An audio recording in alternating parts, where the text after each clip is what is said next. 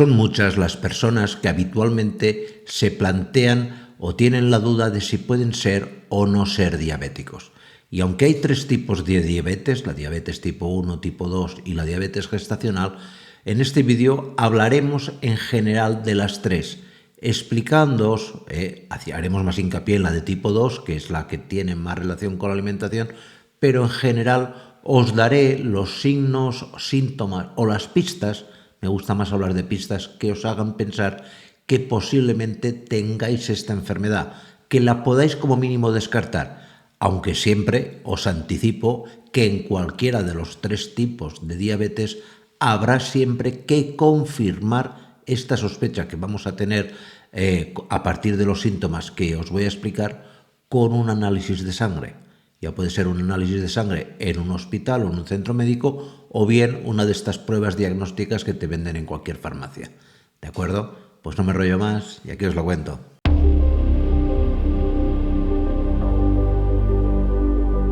Empecemos hablando de la diabetes tipo 1. La diabetes tipo 1 es una diabetes que es una diabetes hereditaria que no tiene relación tanto con la alimentación, aunque lógicamente la alimentación afecta a las personas que padecen este tipo de diabetes, pues es un tipo de diabetes en el cual el sistema inmune de la persona afectada por esta enfermedad ataca a las células del páncreas encargadas de producir la insulina.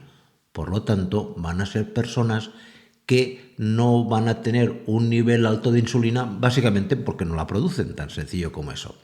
Y en estas personas, ¿qué se va a ver? ¿Qué van a notar ellas cuando tienen este problema? Pues de entrada os tengo que decir, un poco por tranquilizaros, que esta enfermedad se empieza a manifestar cuando una persona es joven, por lo cual si ya tenéis una edad avanzada o sois menos jóvenes, seguramente ya la tengáis diagnosticada. No es aquello que sea, aunque puede ocurrir, pero no es una diabetes que esté inducida o provocada por la alimentación, sino más que nada por un tema hereditario.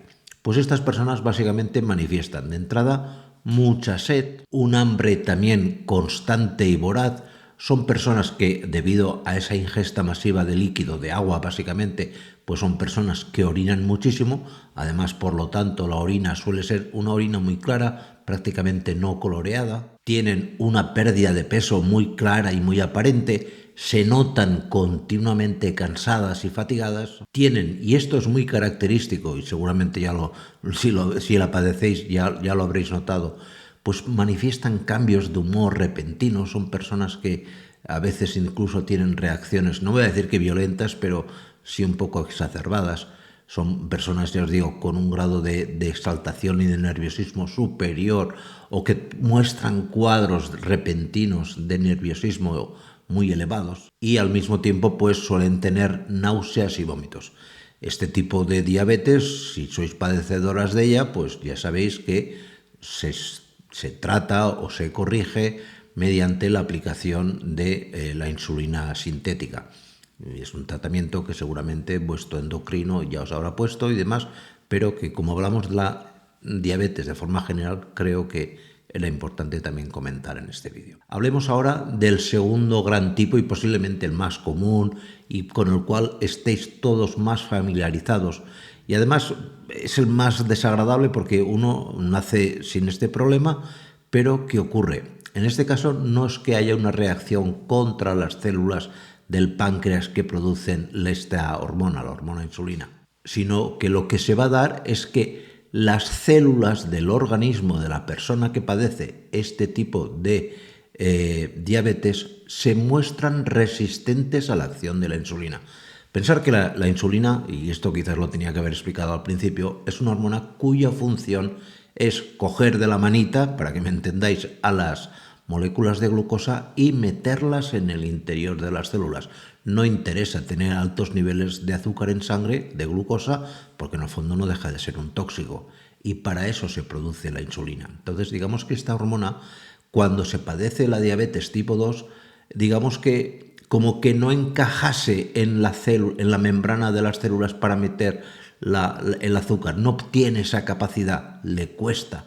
Se necesita producir mucha más insulina para conseguir ese efecto y por lo tanto se van a manifestar síntomas también como mucha sed, son personas que beben mucho líquido, son personas que además, y esto es especialmente grave, empiezan a tener la visión borrosa, van al óptico y porque les han incrementado las dioptrías ven con más dificultad y muchas veces pues vas cambiándote las gafas, vas subiendo la graduación y no te das cuenta que a lo mejor lo que estás teniendo es un problema de exceso de azúcar en sangre porque la insulina, las células del organismo, son resistentes a la acción de esta insulina que se produce de forma normal. De hecho, se tiende a producir más para compensar esa falta de eficacia que va a tener por la poca receptividad que tienen las células diana, las células donde se tiene que guardar la glucosa que circula por sangre.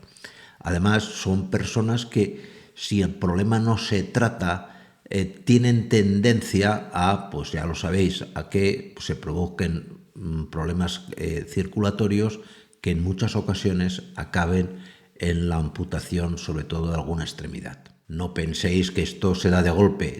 Lo que se empieza a notar sobre todo es que de forma continuada tienes como esa sensación de hormigueo en las puntas de los pies, como que te circula mal la sangre. Eso es motivo más que suficiente pues para ir a una farmacia y comprarse un kit de estos de medir la glucosa y por lo menos saber cómo tienes el azúcar y a partir de ahí intuir que puede ser una persona padecedora de la diabetes tipo 2. Además, es también muy característico que cuando se va a orinar, el olor del pipí tiene un olor muy dulzón. No es ese olor amoniacal que suele tener la orina. Es un olor dulzón, se describe como dulzón. De hecho, para que tengáis un poco la concepción más clara, a esta enfermedad se le conoce también no solo como diabetes tipo 2, sino como diabetes mellitus. ¿Qué significa mellitus? Significa diabetes con sabor o con olor a miel.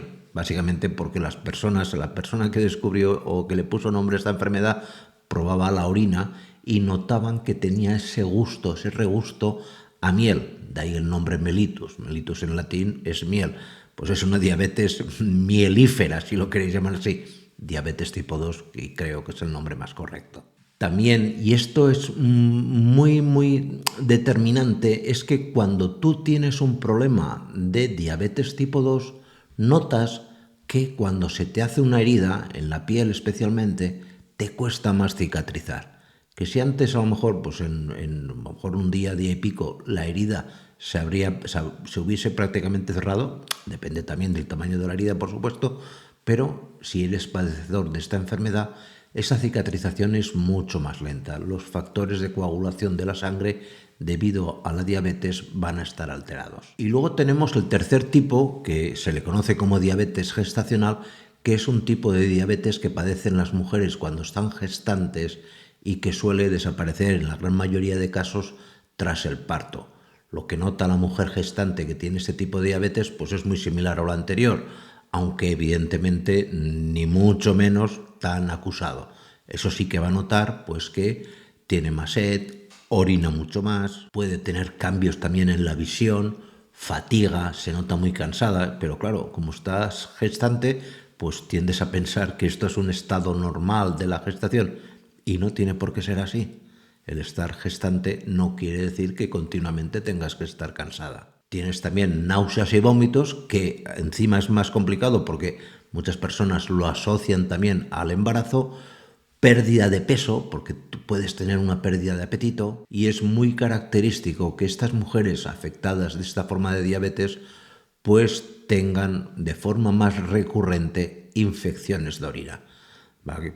Con todo esto, pues lógicamente la diabetes gestacional hoy en día la gran mayoría de mujeres están muy bien controladas, están muy sometidas a análisis continuos, aunque sea de forma indirecta para hacerse una ecografía o lo que sea, van de forma muy continuada al médico y su médico, su preparador al embarazo y demás, pues va a ser alguien que seguramente os orientará y que en cuanto identifique cualquiera de estos síntomas que os he comentado, pues probablemente lo tenga presente cara al futuro parto y a la vida del niño o niña. ¿De acuerdo? Pues nada más, muchísimas gracias y nos vemos en la siguiente. Cuidaros mucho. Chao.